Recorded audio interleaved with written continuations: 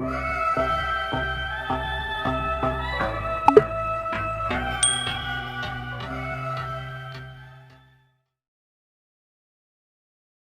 का जो हमारा टॉपिक है वो है कॉम्प्लीमेंट्स के ऊपर, ठीक है। और कॉम्प्लीमेंट्स की जो ट्रिक्स हैं या हम डायरेक्ट मेथड के थ्रू कैसे कॉम्प्लीमेंट करते हैं, ठीक है, उसके बारे में। मतलब 1s और 2s कॉम्प्लीमेंट और 9s और 10s कॉम्प्लीमेंट।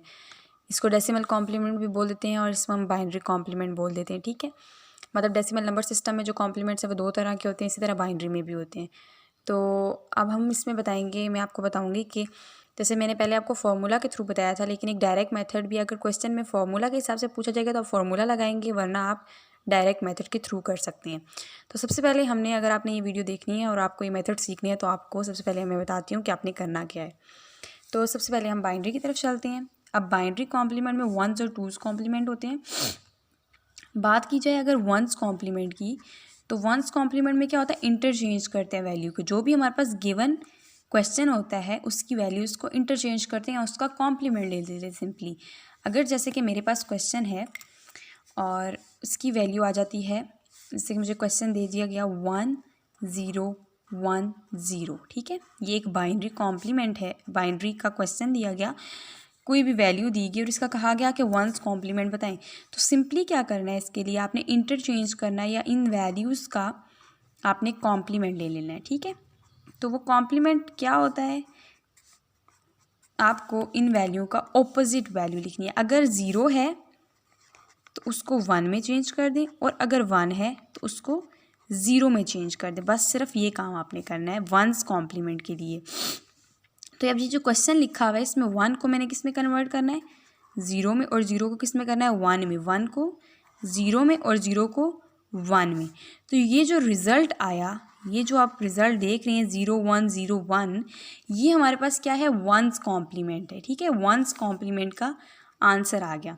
अब 1s कॉम्प्लीमेंट में सिर्फ आपने क्या करना है, वैल्यूज़ को इंटरचेंज कर देना है या आपने वैल्यूज़ का कॉम्प्लीमेंट ले लेना है, सिर्फ आपने ये काम करना है, ठीक है।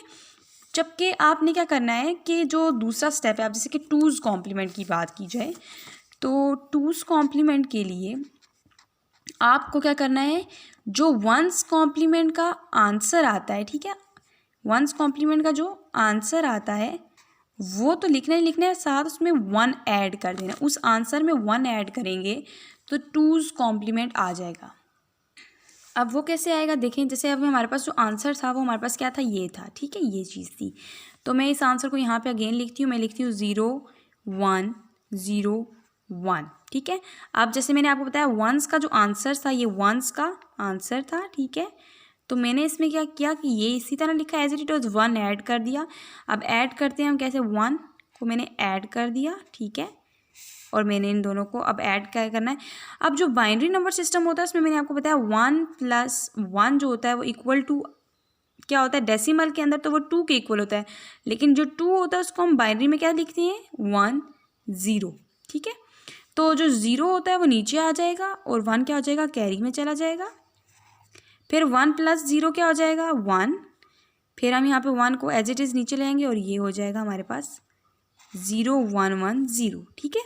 तो ये इसका आंसर था, ठीक है। मतलब कि इस जो क्वेश्चन, ये जो हमें गिवन क्वेश्चन दिया हुआ है, इसमें जो 1s कॉम्प्लीमेंट है उसका आंसर ये है, और इसके लिए 2s कॉम्प्लीमेंट का आंसर ये है। इसमें क्या करना होता है, डायरेक्ट मेथड के अंदर सिर्फ जो आपको गिवन क्वेश्चन होता है 1s कॉम्प्लीमेंट के लिए उसकी वैल्यूज़ को इंटरचेंज कर दिया जाता है।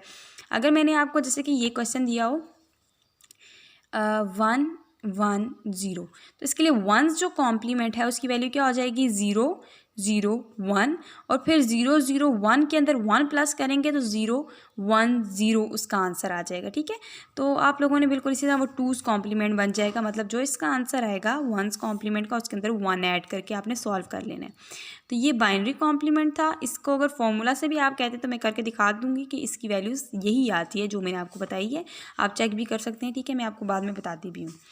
अब हम चलते हैं हम दूसरे वाली तरफ, मतलब जो हमारे पास क्या है, डेसिमल कॉम्प्लीमेंट। तो डेसिमल कॉम्प्लीमेंट में हमारे पास क्या आती हैं, 2 वैल्यूज़ आती हैं, ठीक है। 2 तरह की टर्म्स होती है, एक 10s कॉम्प्लीमेंट होता है और एक 9s कॉम्प्लीमेंट होता है। तो इसके लिए जो डायरेक्ट मेथड है, अगर हम पहले बात करें 10s कॉम्प्लीमेंट की, तो उसमें क्या होता है, उसमें आपको जो पहले मैं आपको क्वेश्चन बता देती हूँ कि क्वेश्चन हम ले लेते हैं 438, ठीक है। मैंने एक क्वेश्चन ले लिया जिसकी डेसिमल है, कॉम्प्लीमेंट, तो डेसिमल की बेस क्या होती है 10 हो जाती है। अब आपने इसमें गौर करना है एक चीज़ को कि जो ये 438 है, टेंस कॉम्प्लीमेंट के लिए डायरेक्ट मेथड के लिए आपने क्या करना है कि जितने डिजिट्स, सबसे पहले आपको 1 लिखना है, ठीक है। जो गिवन नंबर है उसमें आपने डिजिट्स काउंट करने हैं, 1 2 3, 3 डिजिट्स हैं तो आपने 3 ज़ीरोज़ लगा देने हैं। 1 के बाद 1 तो आपने पक्का लिखना है, इस चीज़ को आप क्या कर लें, फिक्स कर लें, इस टर्म को फिक्स कर लें टेंस कॉम्प्लीमेंट के लिए। और जितने डिजिट्स दिए जाते हैं एक नंबर के अंदर, डिजिट्स हैं स्मॉल नंबर ऑफ n, ठीक है, उतने आपने ज़ीरोज़ लगा देने हैं, ठीक है। उसके बाद माइनस, फिर आपने क्या करना है 438 जो गिवन नंबर दिया जाता है उसको लिख देना है, ठीक है। ये मतलब हमें वो फाइंड नहीं करना पड़ता कि r की वैल्यू n क्या है, मतलब फॉर्मूला के हिसाब से, बस आपको ये चीज़ याद रखनी है कि 1 को आपने क्या कर देना है, फिक्स टर्म है, बाकी जितने आपके नंबर ऑफ डिजिट्स हैं उतने आपने क्या करने हैं, 0 लगा देने हैं, ठीक है। ये चीज़ बता रही हूँ। तो जब आप इसको माइनस करते हैं, ठीक है, जो आपके पास आंसर आता है वो आ जाता है आपके पास 562, आई थिंक सो, ये आंसर आता है, ठीक है।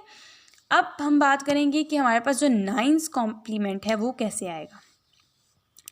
तो ऑब्वियसली 9th कॉम्प्लीमेंट क्या होता है कि हमारे पास 9th कॉम्प्लीमेंट के लिए ट्रिक क्या है, अब जितने हमारे पास नंबर ऑफ डिजिट्स हैं, मतलब 438 ये क्वेश्चन था, इसमें कितने नंबर ऑफ डिजिट्स थे, 1 2 3 डिजिट्स थे, ठीक है। 438 में ये 8 ये तो ये कितने, 3 डिजिट्स हैं। तो 3 डिजिट्स हैं अगर इसके अंदर, तो आपने इसके लिए क्या करना है कि जितने डिजिट्स हैं उतने आपने 9 लिखने हैं, ठीक है। तो मैं 3 है तो मैं 3 दफ़ा 9 लिख दूँगी, ठीक है। देखें 3 है ना, 1 2 3, तो मैंने यहाँ पे 1 2 3 जो है 9 डिजिट्स लिख दिए। अब उसके बाद क्या किया मैंने कि माइनस का साइन डाला और फिर जो गिवन नंबर था 438 उसको इसमें से क्या कर दूँगी, माइनस कर दूँगी, ठीक है। मैंने माइनस कर दिया। अब जो इसकी वैल्यू आ जाएगी वो आ जाएगी 561, ठीक है। तो आपको मैंने बताया भी है कि हमेशा जो है 10th कॉम्प्लीमेंट या 2th कॉम्प्लीमेंट इनकी वैल्यू एक बड़ी होती है 9th कॉम्प्लीमेंट से या 1st कॉम्प्लीमेंट में से, ठीक है। तो ये जो था डायरेक्ट मेथड था दोनों का। अब ये दोनों का क्या था, डायरेक्ट मेथड था, ठीक है। अगर अब इसको मैं अगर सॉल्व करती हूँ बाय फार्मूला के हिसाब से, तो फार्मूला के हिसाब से मुझे क्या करना है, मैंने इसमें लिया r की वैल्यू n माइनस n, ठीक है। ये कौन सा कॉम्प्लीमेंट है, आर्स कॉम्प्लीमेंट है, और आपको पता होना चाहिए आर्स कॉम्प्लीमेंट मतलब होता है 2's कॉम्प्लीमेंट। मैंने इसमें बेस क्या होती है 2 की पावर कितनी हो जाएगी इस क्वेश्चन के हिसाब से 4, ठीक है, माइनस n की वैल्यू क्या आ जाएगी 1010, ठीक है। ये अब 2 की पावर 4 होता है 16, और 16 को मैंने आपको बताया था जब हम इसको करते हैं तो ये बेस किस में चला जाता है, हमारे पास 10 में चला जाता है। तो 10 से 2 में जाने के लिए, क्योंकि जो 16 में यहाँ पे लिखूँगी यह बेस 10 में चला गया, और जबकि ये नंबर जो गिवन है ये हमारे पास क्या है बेस 2 में, तो इसको मुझे 2 में लेके आना है। तो मुझे इसको 2 में लाने के लिए क्या करना है कि एलसीएम मेथड यूज़ करना है, और मुझे इसकी वैल्यू पता है कि क्या है 1 2 3 4 0 लगा दिया, माइनस कर दिया 1010 से, ठीक है। तो अब माइनस करना आपको आना चाहिए 1 1 2 3 4, ठीक है। अब मैंने यहाँ पे इसको माइनस कर दिया 1010 से, तो मैं कैरी लेके जा रही हूँ, कैरी वाला सिस्टम आपको आना चाहिए। यहाँ पे मैंने इसको यहाँ पे लेके गई तो 10 जो होता है बाइनरी लैंग्वेज में 2 के इक्वल होता है, तो 2 में से मैंने अब आगे ट्रांसफ़र करना है क्योंकि मुझे यहाँ तक लेके आना है, ठीक है। मैंने इसको सॉल्व किया तो हो जाएगा 0 - 0 0। अब मुझे यहाँ पे आना है, तो मैंने क्या करना है 2 में से 1 को निकाला, मतलब 1 मैंने आगे कैरी लेके गई, यहाँ पे अगेन में आई, तो यहाँ पे क्या हो जाएगा हमारे पास 1 0 जो है वो 2 को रिप्रेजेंट करता है। अब यहाँ पे हमारे पास 1 बचा, ठीक है, जो अब कैरी है। अब मुझे देखना है कि यहाँ से मैंने आगे भी जाना है, फिर मैंने इसको काटा यहाँ पे, मतलब 1 कैरी बचा और 1 इधर लेके आ गई, इधर लेके आई। अब यहाँ पे कितना बन गया 2 बन गया। अब मुझे आगे शिफ्ट नहीं करना, तो मैं ये 2 ही रखूँगी, 2 - 1 1, ठीक है। इसको मैं जूम भी कर देती हूँ आपके लिए,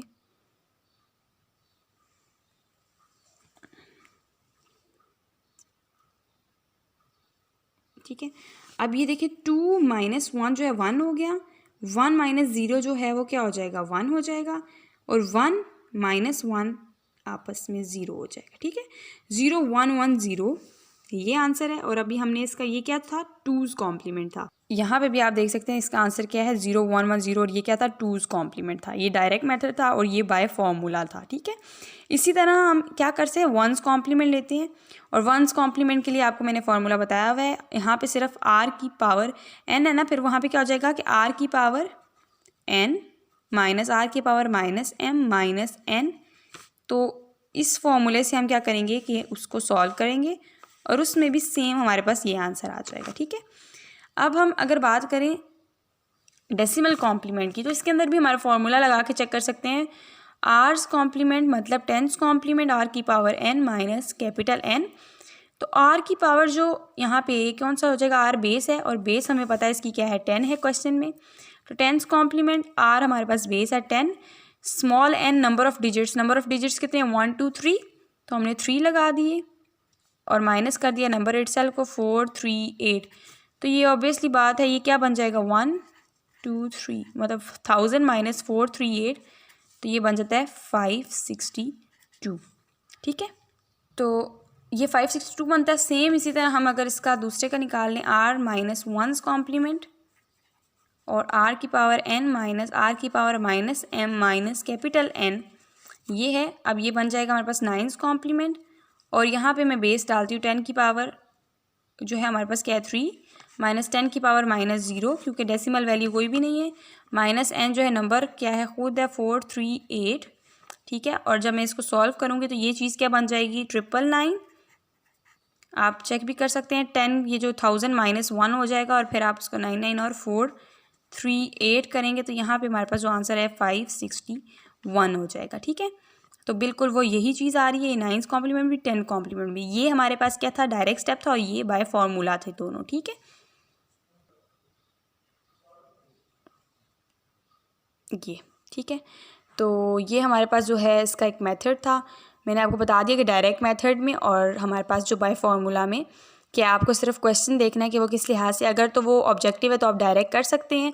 अगर क्वेश्चन में गिवन नहीं है कि आपने फार्मूला अप्लाई नहीं करना, तो आप तब भी डायरेक्ट कर सकते। ठीक है, लेकिन अगर उन्होंने बोला बाय फार्मूला, तो आपको फार्मूला लगाना लाजमी होगा। तो ये इसका मेथड है। बाकी फार्मूले के लिए मैंने अलग से वीडियोस अपलोड की हुई हैं, आप वो देख सकते हैं। अगर वीडियो आपको अच्छी लगे तो आप लाइक कर दें, सब्सक्राइब कर दें।